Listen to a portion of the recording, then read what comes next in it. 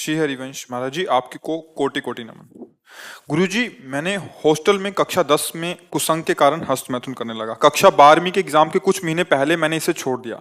मैंने इसे इसलिए छोड़ा क्योंकि मुझसे महापाप हो गया। महाराज जी, मैं उस महापाप को बस आपको अकेले में बताना चाहता हूँ। नहीं इस बता, महापाप के देखो कारण मेरी मानसिक बुद्धि खराब हो देखो गई। जब आदमी फिसलता है तो उसको ये नहीं देखना होता कि अब क्या होगा। सब कुछ हो सकता है, जैसे सीढ़ी से फिसल गए, हाथ टूट सकता है, खोपड़ी फूट सकती है, कुछ भी हो सकता है।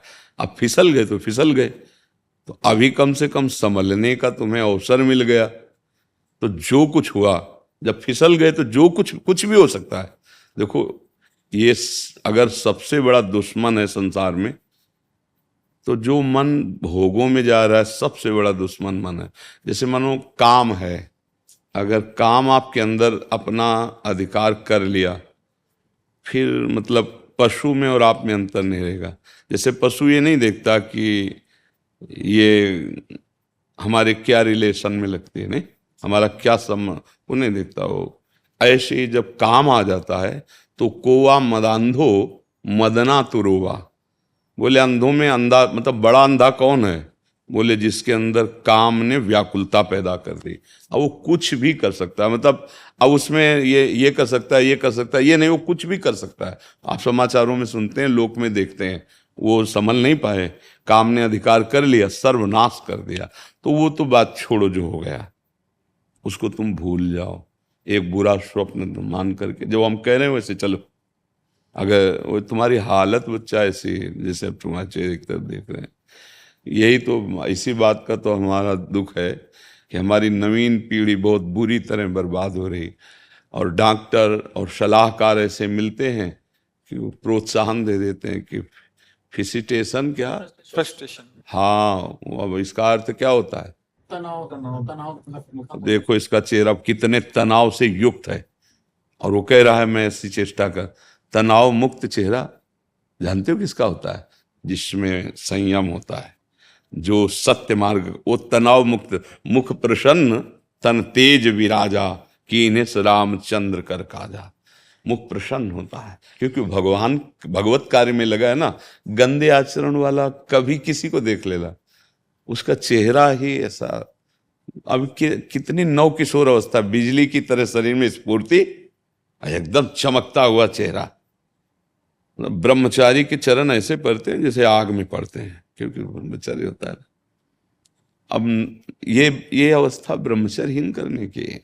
और ये कह रहा पहले से हम कर रहे हैं, इसीलिए जब ये विषय आता तो कहते भैया सावधान हो जाओ, ना ये डॉक्टर जानते हैं और ना तुम्हारे सलाहकार जानते हैं, तुम खुद बताओ। अब जैसे बच्चा, खुद देखो तुम्हारी हालत क्या है। जो बच्चे गलत चेष्टाएं करते हैं वो खुद देखें उनकी हालत क्या है। सबसे बड़ी हानि कि स्मृति जाने लगती है, उनकी स्मृति में दम नहीं रहता। दूसरी, शरीर के जोड़ों से, क्योंकि वो एक बहुत बड़ी शक्ति है ना, तो अब वो जोड़, वो कहीं एक जगह नहीं, जैसे कि भाई पित्त की थैली, ऐसे कोई ऐसा नहीं है, पूरे शरीर में आपके।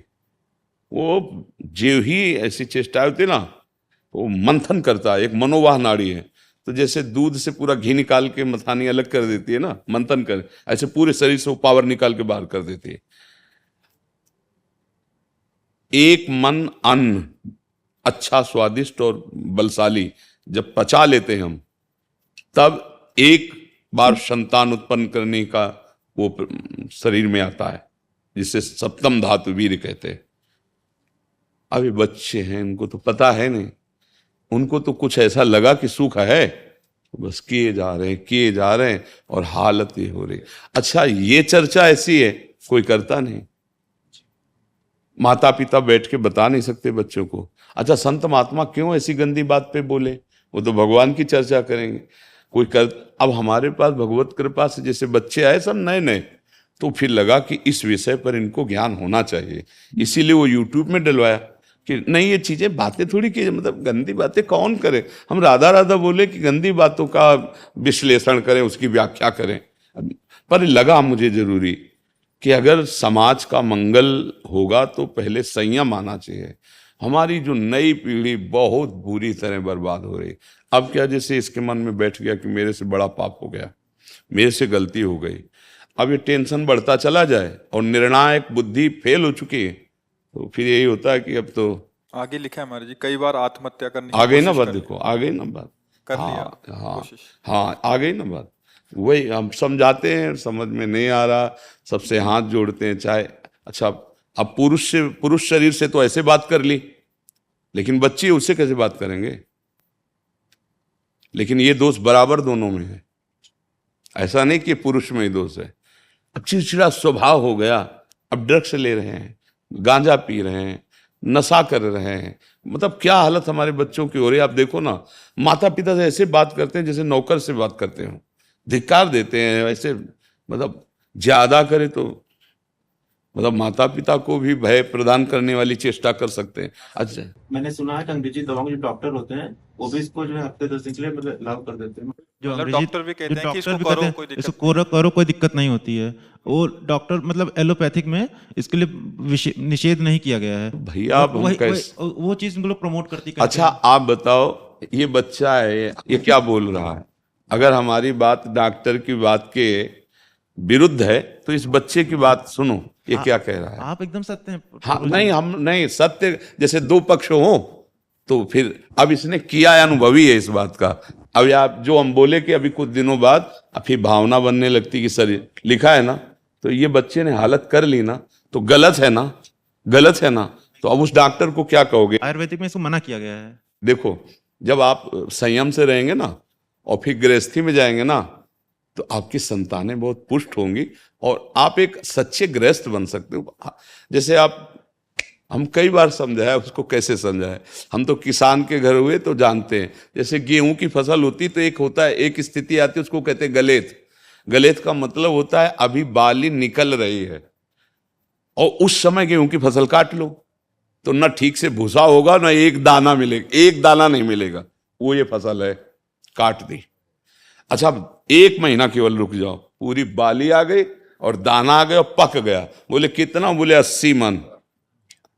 तो समझ रहे हो, आप 20-22 तक ब्रह्मचर्य रहो, फिर ब्याह करके गृहस्थी में जाओ तो इतना मजबूत हो चुके हो कि अब तुम्हें वो गिरा नहीं पाएगा, ये स्थिति नहीं आ पाएगी, मस्त रहोगे। तभी तो भाई गुरुकुलों में यही तो शिक्षा दे के गृहस्थ में भेजा, परिपक्व करके। अब देखो कैसे बताएं, अब तुम बहुत छोटे हो बच्चा और बहुत बुरी स्थिति अपनी कर ली।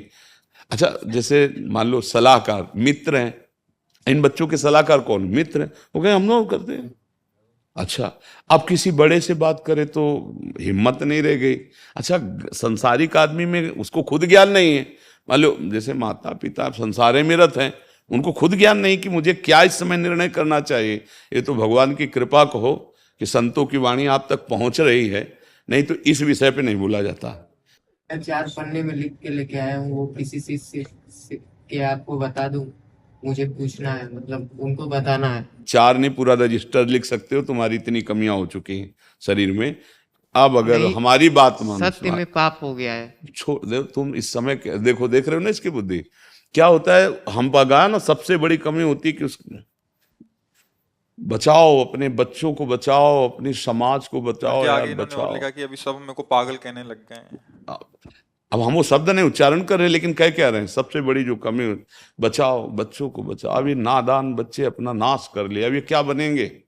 ये भारत की सेवा करेंगे, ये माता पिता की सेवा करेंगे, अरे अपने शरीर की सेवा करने लायक नहीं रह जाएंगे। बस कैसे हम इस विषय पर क्या बोले अब। और नाम जप करो भाई, अब हमारे बस की तो बात है। अब हम जादू टोना तो जानते ले कि छू छा कर दे या कुछ ऐसा, सीधी बात धर्म से, भगवत मार्ग से, शास्त्र संयम से चलने की चर्चा यहाँ है। यहाँ और कुछ तो नाम दवा जानते हैं।